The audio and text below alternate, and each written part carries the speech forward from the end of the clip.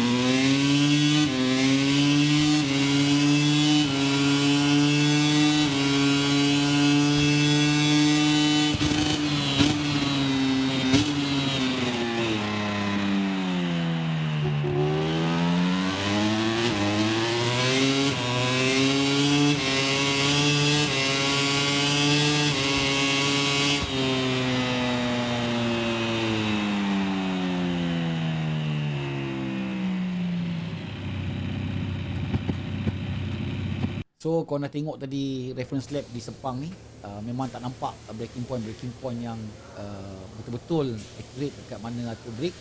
Tapi kurang-kurangnya kau boleh nampak macam mana teknik Atuk pegang, Atuk control Atuk punya minyak, Atuk control Atuk punya braking, dan bagaimana Atuk tukar dan masukkan gear. So dekat situ mungkin boleh membantu korang sedikit sebanyak.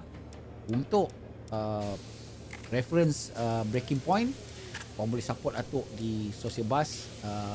Link Atuk ada di bio, dan insyaAllah Atuk akan cuba bantu untuk berikan breaking point yang sesuai bagi track-track yang ada dalam MotoGP. So kalau korang komen kat dalam ni, track mana lagi yang korang nak untuk buat reference lab bersama dengan controller. Okay, see you guys. Bye bye. Assalamualaikum.